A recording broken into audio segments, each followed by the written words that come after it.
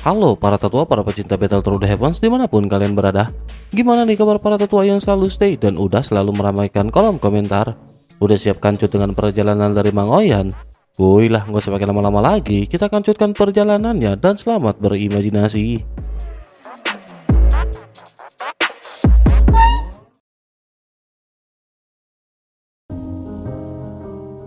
Cerita masih dilanjut di mana Xiaoyan telah bangkit dan mengeluarkan semua kemampuannya untuk melawan iblis bermata empat yang menyerupai Xuan Huang. Xiaoyan juga mengeluarkan dua pedang yang tidak pernah digunakan Xiaoyan. Lembah itu pada akhirnya terbelah oleh dentuman cahaya ketika pedang kutub timur di tangan Xiaoyan bangkit dari ketumpulannya. Dingmo yang menyatu ke dalam pedang mengubah logam itu menjadi seolah senjata dewa. Xiaoyan pun menyalurkan teknik pedang andalannya, yakni 1000 tebasan musim gugur. 3 tebasan pada saat ini dilesatkan Xiaoyan berurutan. Walaupun gerakannya masih kaku, kekuatan yang terkandung di dalam pedang itu masih memecah udara. 1 tebasan menembus lautan energi, 1 mengguncang angin dan guntur, dan yang 1 mengoyak langit yang menghitam. Cahaya pedang melonjak dan tiap serangan lebih ganas daripada sebelumnya. Tepat saat cahaya itu menghampiri sosok iblis, kilatan biru goyan juga menyapu dan memadatkan segel di udara. Gerak menjadi berat dan ruang seketika terasa membeku. Meskipun begitu, 2 serangan pertama tetap menghantam tubuh iblis tersebut. Daging dadanya terbelah dan tulangnya pecah menjadi serpihan kecil. Serangan ketiga yang paling kuat ditahan dengan 6 lengannya yang dipenuhi darah dan ki. Namun pertahanan itu meledak meninggalkan kabut daging dan darah yang tersebar di udara. Kekuatan ketiga tebasan itu begitu besar hingga memaksa iblis itu seketika mundur. Xiaoyan juga pada saat ini terkuras. Bukan klon dewa asli Xiaoyan yang menanggung beban, melainkan inti kekuatan aturan milik Xiaoyan sendiri. Luka yang tercipta pada musuh tidak mungkin terjadi tanpa harga sebesar itu. Namun inilah saat terbaik untuk mengakhiri semuanya. Xiaoyan pun memanggil pedang dewa pemecah langit, teknik terakhir yang diwariskan dari Master Jiwa Void. Ruang di telapak tangan Xiaoyan retak, runtuh seperti kaca tipis. Dari kehancuran itu terbentuk sebilah pedang kehampaan yang memancarkan aura mengancam. Saat pedang itu terbentuk, iblis di kejauhan juga mulai berubah. Sosoknya terdistorsi dari Xuan Huang sebelum akhirnya menjadi Fengxi. Gerakan Xiaoyan pun goyah ketika melihat wujud mereka. 2 orang itu berada di tempat ini karena Xiaoyan. Hubungan karma telah menautkan mereka dengan hubungan yang cukup dalam. Mengabaikan mereka sama saja dengan melanggar janji yang tidak pernah diucapkan, namun tetap Xiaoyan tanggung. Bayangan Xuan Huang yang selalu jujur pada Xiaoyan juga pada saat ini muncul di benak Xiaoyan. Xiaoyan tahu bahwa jika Xuan Huang masih hidup di dalam tubuh iblis itu, pedang ilahi pemecah langit tidak akan bisa Xiaoyan lepaskan. Bagaimanapun Xiaoyan tidak bisa menebas seseorang yang pernah menaruh kepercayaan padanya. Keputusan itu membuat kekuatan di telapak tangan Xiaoyan bergetar. Kekuatan yang telah Xiaoyan bangun perlahan mereda seolah memahami keraguan pemiliknya. Sementara itu di kejauhan, sang iblis juga mengamati celah keputusan tersebut. Luka-lukanya parah tetapi nafasnya masih tetap stabil. Energi gelap berkumpul di balik retakan dagingnya mencoba menyatukan kembali bentuknya yang telah hancur. Perebutan tubuh yang berlangsung di dalam dirinya tampak belum sepenuhnya mereda. Ada 2 jiwa lain yang terjebak dan menjadi sandera, dan keadaan itu membuatnya sulit ditebak. Xiaoyan juga pada saat ini merasakan ketidakpastian itu. Bahkan jika Xiaoyan memaksakan serangan terakhir, kemungkinan menghabisi iblis itu tidak terasa pasti. Ada rasa samar bahwa segalanya mungkin hanya bayangan kemenangan yang rapuh. Di hadapan iblis itu, Xiaoyan berdiri dengan pedang kehampaan yang mulai menghilang. Energi yang tadi mendidih berubah menjadi garis-garis samar yang larut ke udara. Luka di tubuh musuh masih menganga, namun tatapannya penuh dengan perhitungan. Xiaoyan pun menggertakkan gigi dan pada saat ini Xiaoyan mengepalkan tinjunya. Xiaoyan lanjut memecah kehampaan di hadapannya. Tubuhnya melesat ke depan dan hantaman berikutnya mendarat pada daging iblis bersosok 6 lengan. Bentuk Xuan Huang yang menyelimuti makhluk itu tampak seperti ilusi, namun bagi Xiaoyan kemungkinan itu tetap mengandung bahaya. Dalam benaknya, Xiaoyan menimbang kemampuan lawan. Untuk menyingkirkan makhluk itu sepenuhnya, kemungkinan besar Ye Beijing pada saat ini perlu turun tangan. Keseimbangan kekuatan membuat keduanya sulit saling menghabisi. Setiap gerakan hanya memotong sedikit dari ketangguhan lawannya dan bukan mematikannya. Daging iblis yang hancur akibat serangan pedang kutub timur tidak mudah kembali pulih. Pedang itu membawa kekuatan aturan yang bahkan Xiaoyan belum sepenuhnya pahami. Kekuatan itu memperlambat regenerasi sosok iblis ini secara nyata. Xiaoyan menghunus pedang kutub timur lagi dan menebas tubuh besar itu, membuat gelombang energi berdesir di lautan. Iblis itu merespon dengan cara yang lebih liar lagi. Makhluk itu mencabut tulang rusuk dari tubuhnya sendiri, mematahkannya dan menggunakannya sebagai bilah melengkung. Tulang itu berayun seperti sabit merah menyala dan bertabrakan dengan energi pedang milik Xiaoyan. Ledakan besar pun menyusul, membuat lautan bergetar sampai dasar. Sementara itu, pedang kutub timur mulai menunjukkan kelelahan. Retakan halus dan warisan luka dari pertempuran panjang membuat bilah itu tampak seperti potongan logam tua yang dipaksa terus bekerja. Waktu juga pada saat ini terus-menerus bergulir. Kekuatan hidup yang semula diberikan leluhur awal dan akhir perlahan surut dari tubuh Xiaoyan. Serangan-serangan berikutnya menjadi lebih mekanis, lebih kasar, dan semakin tidak menarik bagi yang menyaksikan dari kejauhan. Bagi para penonton, pertempuran yang tadinya mendebarkan berubah menjadi ritual tanpa akhir. Ye Beijing juga merasakan kebosanan yang merayap sebelum akhirnya menciptakan ruang di dasar laut.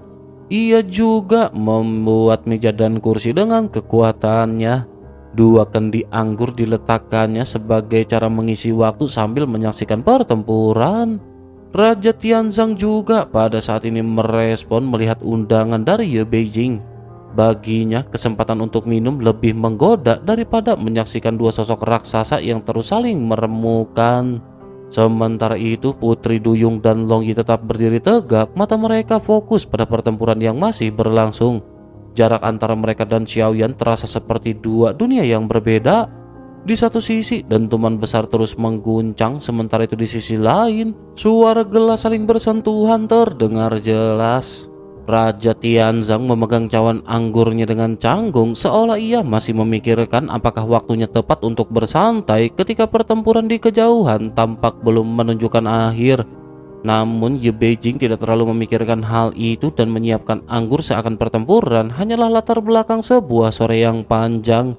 Di balik sikap ringan mereka, tekanan tetap mengisi ruang. Xiaoyan masih berusaha menembus pertahanan iblis itu, sementara makhluk berlengan 6 itu mencoba menyeret Xiaoyan ke dalam perebutan tubuh yang tersembunyi di balik kekacauan. Pusaran energi laut terus bergetar di bawah hantaman keduanya. Serpihan daging, tulang patah, dan kilatan pedang bercampur dengan aroma logam yang memenuhi air. Pedang kutub timur terayun berkali-kali meski bilahnya mulai aus dan warnanya memudar. Xiaoyan tetap bertahan, tubuhnya bergerak otomatis mengikuti ritme pertempuran yang panjang. Iblis berlengan 6 itu makin kesulitan mempertahankan bentuknya di tengah pertempuran. Regenerasi yang dulu nyaris instan kini benar-benar tersendat. Segel yang melekat pada kekuatannya membuat tubuh itu bergetar setiap kali mencoba menyatu kembali. Sementara itu, Xiaoyan terus memaksa dirinya menyerang meski ia tahu pertempuran seperti ini tidak akan berakhir cepat. Di permukaan lautan, gemuruh suara pertarungan menyebar seperti badai tanpa arah. Sementara itu di kejauhan, Putri Duyung mengamati gerakan kecil Xiaoyan yang masih bertahan meski dibanjiri kekuatan destruktif. Sementara itu Longyi tampak gelisah, tetapi Longyi pada saat ini hanya bisa tetap diam. Gelombang pertempuran pun menjauh dan mendekat seperti napas makhluk purba yang merayap melewati dasar laut. Kedua sosok itu terus-menerus bertabrakan dalam siklus yang tak kunjung berubah. Serangan, regenerasi, kehancuran, dan tekanan energi menjadi pola yang terulang. Xiaoyan menekan kelelahan dan memaksakan tubuhnya tetap stabil. Iblis berlengan henam itu juga tidak menunjukkan tanda-tanda menyerah. Sementara itu di kejauhan, Ye Beijing menikmati anggurnya bersamaan dengan para penjaga yang sibuk. Gerakan tangannya yang santai menandai jeda singkat sebelum kekacauan. Ye Beijing hanya menatap ke arah Xiaoyan dan sosok iblis yang sudah terperangkap dalam pertarungan panjang tanpa kepastian. Serangan mereka saling menghantam, menekan batas kemampuan keduanya. Xiaoyan terus memaksa maju, berusaha merebut kembali temannya yang tubuhnya telah diambil dalam perebutan tubuh oleh kekuatan gelap yang menempel pada iblis tersebut. Namun sosok iblis berlengan enam dengan ketenangannya pada saat ini masih tetap bertahan. Xiaoyan pada akhirnya menumpahkan tenaganya tanpa ragu. Kekuatan simbiosisnya membuat kelelahan tidak lagi menjadi musuh. Xiaoyan bisa bertarung selama lautan pada saat ini masih mengalir. Sementara itu tubuh gelap dari sosok iblis untuk merebut wadah manusia pada saat ini semakin tidak stabil. Ketika ketegangan mencapai puncaknya, sesuatu di kedalaman laut pada saat ini bergetar. Pada awalnya hanya terjadi riak kecil, lalu bertransformasi menjadi getaran besar yang mengguncang dasar samudra. Gelombang besar terlempar ke atas seperti ada tangan raksasa yang mengangkat seluruh lautan dari dasarnya. Di atas permukaan lautan mimpi, sebuah pusaran raksasa seketika terbentuk. Awan berputar seperti tornado laut yang menghisap langit dan air sekaligus. Getaran itu juga pada akhirnya menyebar luas. Wilayah tempat Xiaoyan bertarung berubah menjadi amukan air yang tak terkendali. Arus naik seperti badai darat yang mengoyak segala arah. Melihat hal itu, Raja Tianzang pun seketika bangkit dari tempat duduknya. Segel pelindung yang dijaganya selama ini perlu ditegakkan kembali demi menjaga dunia bawah laut yang rapuh tetap terjaga. Tangannya pun bergerak cepat membentuk susunan formasi dan kekuatan halus yang membentengi wilayah istana. Sementara itu Ye Beijing meskipun terganggu dari kegiatan santainya masih tetap merespon. Kelima jarinya menekan udara dan sebuah perisai cahaya muncul melingkupi istana bawah laut dengan ketepatan luar binasa. Cahaya itu menahan guncangan laut yang mengamuk, menstabilkan struktur yang hampir runtuh oleh tekanan dahsyat dari pusaran. Saat perlindungan itu terbentuk sempurna, Raja Tianzang dan Ye Beijing merasakan kehadiran baru yang turun dari ketinggian. Sorotan energi asing merambat dari langit menembus pusaran air yang berputar seperti celah yang dibuka paksa di antara dimensi. Ye Beijing pun memalingkan wajah merasakan tekanan itu sebelum cahaya tersebut muncul sepenuhnya. Dari celah langit yang retak, seberkas cahaya lurus jatuh menancap tepat ke tubuh iblis yang sedang menghadapi Xiaoyan. Cahaya itu tidak berasal dari dunia bawah laut maupun dari kekuatan yang mereka kenal. Sifatnya murni, tajam, dan tidak memberi ruang untuk melawan. Tubuh iblis itu pada akhirnya mulai kehilangan bentuk. Perebutan tubuh yang dilakukannya terhadap wadah manusia kini mengendur sebelum akhirnya runtuh seiring terangnya cahaya. Wujud gelap yang menutupi tubuh manusia itu meleleh seperti salju yang tersentuh mentari.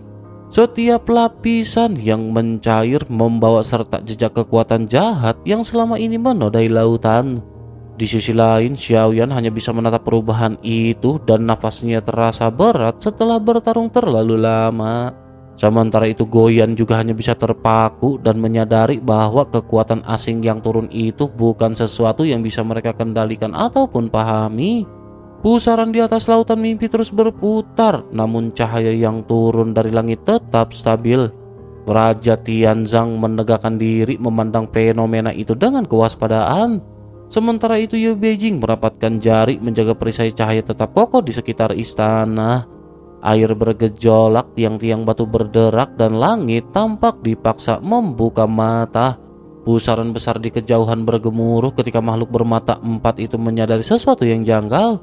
Topeng iblis yang melekat pada wajah sosok tersebut berubah menjadi kabut hitam sebelum akhirnya lenyap. Tubuh iblis itu juga bergetar hebat ketika makhluk itu meninggalkannya begitu saja. Kekuatan makhluk itu begitu besar hingga tanpa garis darah klan Siming, tubuh iblis tersebut sudah direbut sepenuhnya. Namun meskipun begitu, makhluk itu dapat keluar kapanpun ia kehendaki. Ia bisa meninggalkan tubuh yang rapuh dan terkoyak oleh perebutan tubuh. Sosok iblis itu pun kembali berada di bawah kendali dari klan Siming. Tubuhnya terpelintir, berusaha menahan peleburan yang merayap di setiap inci dagingnya. Bentuknya goyah seolah tanah di bawahnya juga ikut mencair. Dalam ketakutannya, iblis itu mengeluarkan jeritan panjang, berharap dapat lolos dari cahaya yang menekannya. Bersama dengan hal tersebut, segel di tubuhnya juga pada saat ini menjadi semakin rapuh.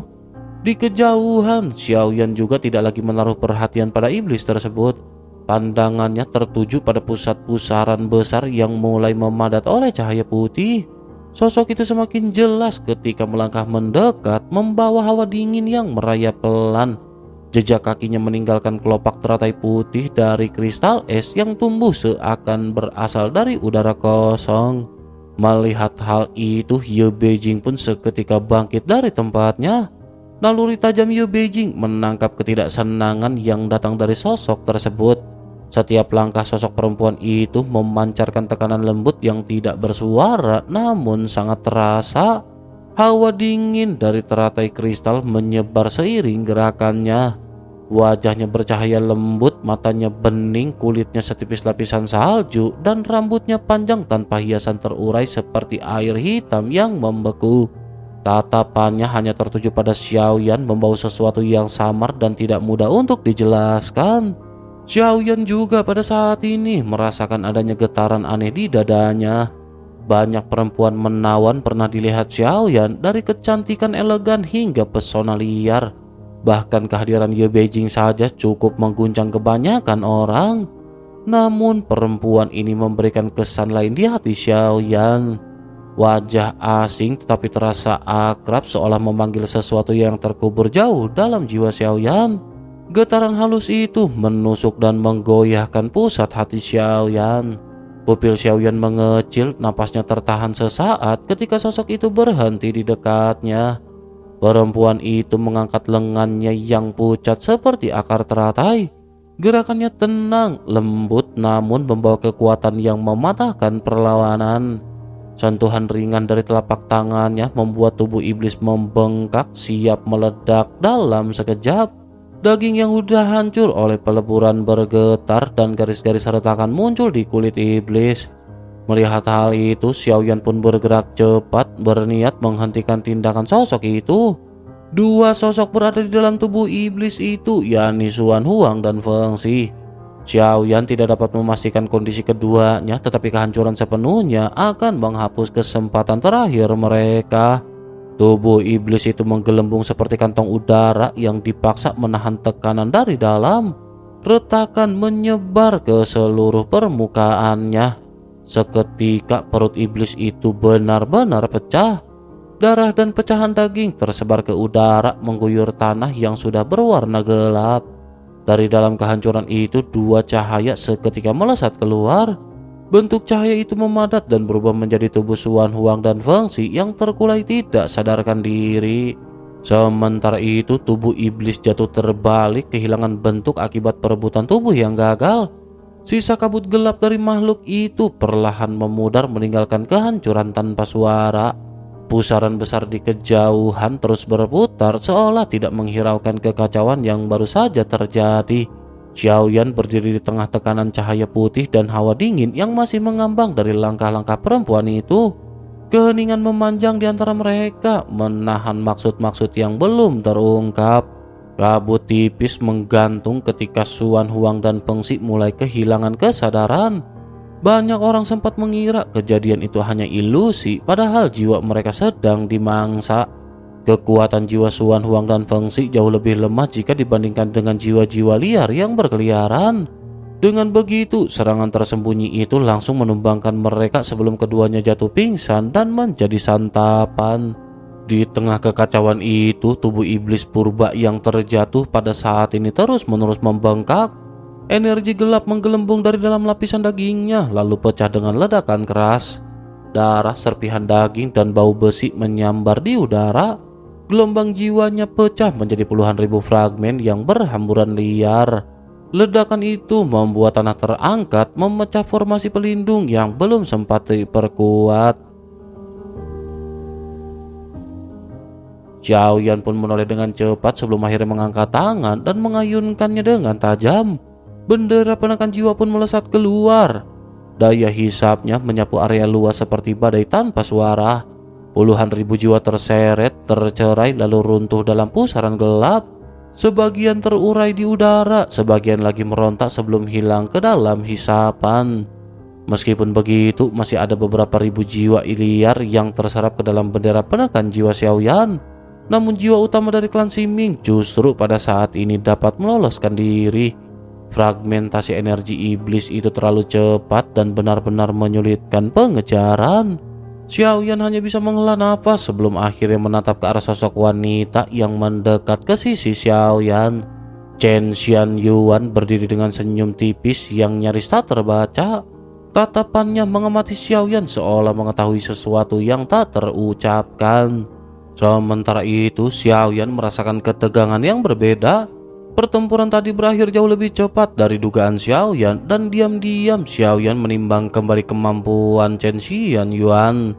Sosok iblis sebelumnya adalah klan dewa asli dari alam kuno, makhluk yang seharusnya tidak mungkin dimusnahkan dengan mudah. Namun Chen Xianyuan melakukannya menggunakan teknik rahasia yang bahkan tidak bisa dikenali. Sebelum situasi sempat mereda, Ye Beijing pada saat ini muncul di sisi Xiaoyan. Gerakannya cepat, hampir seperti kilatan tipis. Tangan ramping Ye Beijing bergerak seolah ingin menarik perhatian Xiaoyan, namun tatapannya justru tertuju pada sosok Chen Xianyuan. Rasa tidak puas mengalir dari matanya yang jernih seperti naluri seekor penjaga yang tidak ingin wilayahnya diganggu. Aura itu jelas, dingin, dan sangat menekan. Ye Beijing pun tanpa sadar segera mengucapkan nama Chen Xianyuan di hadapan Xiaoyan. Begitu Xiaoyan mendengar hal ini, nama Chen Xianyuan juga muncul dalam ingatan Xiaoyan seperti petir yang menyambar tanpa peringatan. Tubuh Xiaoyan pun sempat membeku.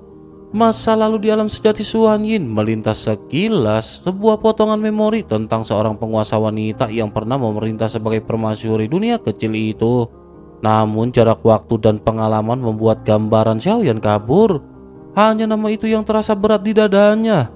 Sementara itu Ye Beijing masih tetap memperhatikan Chen Xianyuan. Ada sesuatu yang ganjil dalam aura wanita itu, sesuatu yang tidak selaras dengan ingatan lama Ye Beijing. Energi halus yang mengalir di tubuh Chen Xianyuan seolah memecah ruang, menimbulkan gelombang spiritual tipis yang asing. Ketidakwajaran itu sangat mudah dirasakan oleh Ye Beijing. Gerak matanya tajam menghitung setiap napas, setiap perubahan kecil. Sementara itu Xiaoyan tidak mengalihkan pandangannya dari Chen Xianyuan. Ada sesuatu yang ingin Xiaoyan pahami tetapi tidak menemukan bentuknya. Ye Beijing mencoba menarik perhatian Xiaoyan, melambaikan tangan di hadapan wajahnya, tetapi fokus Xiaoyan tidak goyah. Pikiran Xiaoyan tenggelam sepenuhnya pada sosok Chen Xianyuan. Suasana di sekeliling mereka pun menjadi sunyi, hanya menyisakan sisa-sisa jiwa yang masih melayang tipis sebelum menghilang sepenuhnya. Segel energi yang mengikat area itu retak namun tetap bertahan. Ketegangan halus terbentang di antara ketiganya seperti benang yang tidak terlihat namun siap putus kapan saja. Tautan jiwa yang terjadi masih menyisakan gema samar di udara. Xiaoyan masih tetap terpaku. Chen Xianyuan menatap balik tanpa ekspresi jelas seolah menyimpan lapisan-lapisan makna yang tidak bisa dibaca. Sementara itu Ye Beijing berdiri semakin dekat dengan Xiaoyan dan melindungi Xiaoyan tanpa berbicara. Ye Beijing juga terus menatap ke arah Chen Xianyuan yang ekspresinya benar-benar tidak bisa dijelaskan. Chen Xianyuan menatap Xiaoyan seakan membawa memori panjang yang tidak lagi hidup di dalam diri Xiaoyan. Tatapan penuh kekecewaan itu seolah menuntut jawaban. Xiaoyan yang tidak mewarisi ingatan kehidupan sebagai yang mulia hanya merasakan denyut bahagia yang muncul tanpa alasan yang jelas. Perjumpaan pertama itu membuat jantungnya berdebar tanpa ritme yang Xiaoyan kenal. Ye Beijing melihat semua itu dengan gelisah dan menyadari bahwa Xiaoyan sama sekali tidak mendengar peringatan Ye Beijing.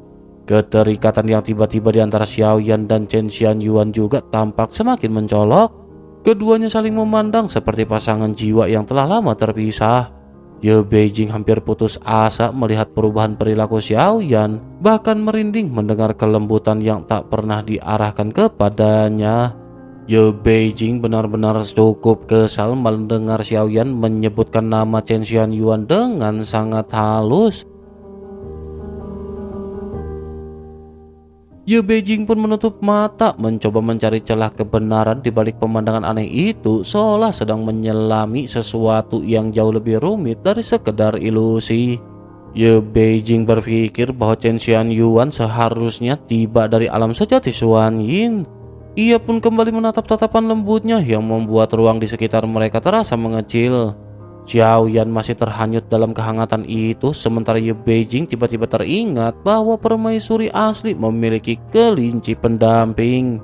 Kecurigaan itu membuat Ye Beijing membuka mata dengan hentakan, namun sebuah kelinci putih justru muncul di lengan pakaian Chen Xianyuan. Kelinci itu bertengger manis di lengannya. Gerakan jari Chen Xianyuan yang menelusuri bulu lembut kelinci itu membuat dugaan Ye Beijing seakan terpatahkan. Ye Beijing pun menggigil dan menutup mata kembali sambil mencoba mencari informasi mengenai permaisuri sejati melalui caranya sendiri. Tubuhnya bergetar seolah sedang mendorong batas kemampuan spiritualnya. Sementara itu Xiaoyan pada saat ini akhirnya tersadar dan segera berterima kasih kepada Chen Xianyuan dengan tulus. Xiaoyan mengira bahwa Chen Xianyuan telah membantunya menyingkirkan iblis dari klan Ximing yang telah lama berusaha merebut tubuhnya. Usaha panjang yang tidak berhasil ia tuntaskan sendiri kini seakan berakhir begitu mudah karena kehadiran sosok Chen Xianyuan. Chen Xianyuan menanggapi rasa terima kasih itu dengan kelembutan yang semakin membuat Ye Beijing ketakutan. Getaran tubuh Ye Beijing juga pada saat ini menjadi semakin kuat. Ia melihat sesuatu yang tidak dilihat oleh Xiaoyan. Ada ketidakwajaran dalam cara Chen Xianyuan muncul, terlalu sempurna, terlalu tepat, terlalu sesuai dengan kerinduan yang bahkan tidak dirasakan Xiaoyan. Semua tanda menuju sebuah ilusi halus, sesuatu yang menyusup melalui celah-celah emosional Xiaoyan. Ye Beijing pun segera memberitahu dan memperingatkan Xiaoyan. Namun meskipun begitu, Xiaoyan tetap abai dan Xiaoyan tidak menyadari pergulatan Ye Beijing. Xiaoyan hanya merasakan kelegaan setelah pertempuran panjang dengan intensitas yang rapat. Xiaoyan merasa ancaman itu telah musnah. Ketenangan semu itu justru menutupi sesuatu yang jauh lebih gelap. Keberadaan Chen Xianyuan terasa seperti bayangan lembut yang menenangkan sekaligus menjerat. Xiaoyan tampak terperangkap dalam nostalgia yang tidak Xiaoyan miliki, namun terasa lebih nyata dari ingatan apapun. Pada akhirnya Ye Beijing pun kembali membuka matanya. Tatapannya berubah muram seolah ia melihat lapisan tipis yang menyelimuti sosok Chen Xianyuan. Ia mendapati bahwa kekuatan klan Ximing tidak sepenuhnya lenyap. Ada jejak samar yang melekat pada Chen Xianyuan, jejak yang terlalu halus untuk disadari Xiaoyan. Apapun yang berdiri di depan Xiaoyan tampaknya bukan musuh yang telah dikalahkan, melainkan bentuk baru dari ancaman lama yang kini menyamar dalam citra yang paling diingat Xiaoyan. Ini adalah sosok yang ditampilkan kepada Xiaoyan, seseorang yang telah kehilangan masa lalunya. Sementara itu di sisi lain, Xiaoyan tetap tenggelam dalam rasa tentram yang menipu. Ia tidak melihat getaran halus dari jari Chen Xianyuan. Xiaoyan tidak menyadari bahwa wujud itu menutup diri rapat dari cahaya spiritual manapun. Kelinci putih di lengan Chen Xianyuan tampak tenang, namun matanya memantulkan sinar yang tidak sepenuhnya hidup. Segalanya terjalin terlalu rapi, terlalu sempurna untuk menjadi sebuah kenyataan. Kehadiran Chen Xianyuan berdiri di titik di antara kenyataan dan tipuan. Xiaoyan memilih percaya pada hangat yang kini Xiaoyan rasakan. Sementara itu Ye Beijing menyadari bahwa perjuangannya baru saja dimulai. Dalam keheningan itu, dunia di sekitar mereka terasa menahan napas, menunggu sesuatu yang lebih besar datang dari balik sosok lembut yang kini berdiri begitu dekat dengan Xiaoyan.